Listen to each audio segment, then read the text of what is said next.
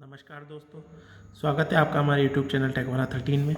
आज की इस वीडियो में हम डिस्कस करने जा रहे हैं एसी सप्लाई में 220 वोल्ट और 440 वोल्ट में क्या अंतर है, कहां हम चेक करते हैं जब 220 वोल्ट दिखाता है और कहां पर 440 वोल्ट आता है। आज हम इस वीडियो में पूरा डिस्कस करने जा रहे हैं।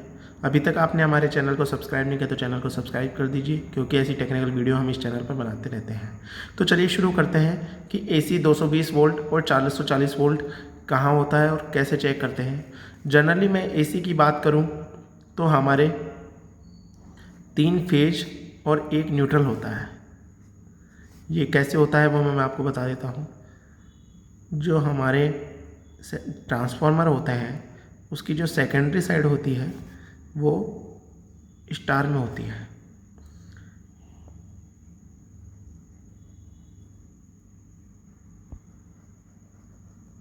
वो स्टार में होती है, तो उसमें से हमारा जो वोल्टेज रहता है वो 3 फेज रहते हैं, जिसमें हमारा आर, वाई और बी 3 फेज रहते हैं, आर, वाई, बी।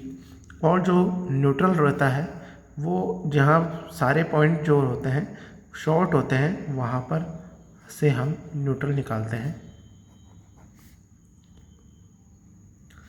तो आर, वाई, बी और एक न्यूट्रल हो जाता है। तो जनरली हम मल्टीमीटर से चेक करते हैं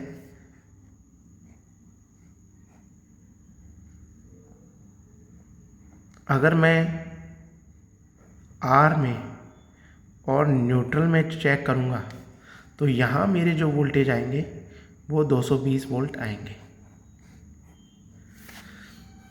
जिसे हम फेज वोल्टेज भी बोलते हैं,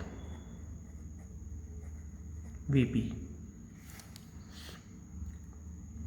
दोबारा से समझते हैं कि आर और न्यूट्रल के बीच में, फेज और न्यूट्रल के बीच में जब हम मल्टीमीटर से चेक करते हैं तो 220 वोल्ट आएंगे।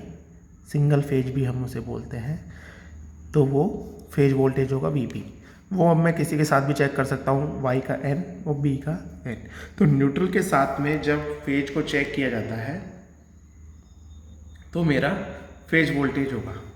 अब इसको मैं एक पॉइंट आर फेज पे और दूसरा न्यूट्रल पे लगा के वाई फेज पे अगर मैं कनेक्ट कर दूँ तो आप सोच रहे होंगे कि यहाँ 440 वोल्ट आएगा, लेकिन ऐसा नहीं होता है। 440 वोल्ट नहीं आता है। जब हम इसको मल्टीमीटर से चेक करेंगे तो ये आएगा 220 गुणा √3, 1.732, और ये जो वैल्यू आएगी वो 381 वोल्ट के आसपास आएगी। ये फॉर्मूले से निकलता है, प्रोसेस है, उसका भी हम आगे वीडियो बना देंगे। लेकिन अभी आपको यही समझना है कि जब 2 फेजों में मैं जब चेक करूँगा तो वैल्यू आएगी वो 380 वोल्ट आएगी, वो जो वैल्यू रहेगी। सिंगल फेज में बात करेंगे, फेज और न्यूट्रल के बीच में 220, फेज टू और फेज के बीच में बात करेंगे तो 381 वोल्ट, और इसको हम लाइन वोल्टेज भी कहते हैं। तो समझ में आ गया, ये फेज वोल्टेज है और ये लाइन वोल्टेज है। लाइन वोल्टेज फेज से फेज के बीच में, फेज वोल्टेज फेज और न्यूट्रल के बीच में निकाला जाता है। तो इंटरव्यू में आपसे पूछ भी सकते हैं कि फेज वोल्टेज और लाइन वोल्टेज में क्या है। तो जब फेज और न्यूट्रल के बीच में वोल्टेज टेस्ट करते हैं तो फेज वोल्टेज, लाइन और न्यूट्रल के बीच में वोल्टेज टेस्ट करते हैं तो मेजर करते हैं तो वो लाइन वोल्टेज है। तो मैं बात करूं कि अगर मेरा फेज और न्यूट्रल के बीच में, फेज और न्यूट्रल के बीच में अगर 254 वोल्ट आ रहा है, तब जाके मेरा फेज टू फेज के बीच में 440 वोल्ट आएगा। क्यों 254 को मैं जब 1.732 से मल्टीप्लाई करूँगा तो मेरा 440 वोल्ट आएगा।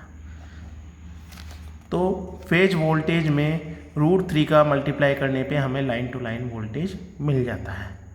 आशा करता हूँ ये छोटी सी वीडियो में आपको सब अच्छा समझ में आ गया होगा।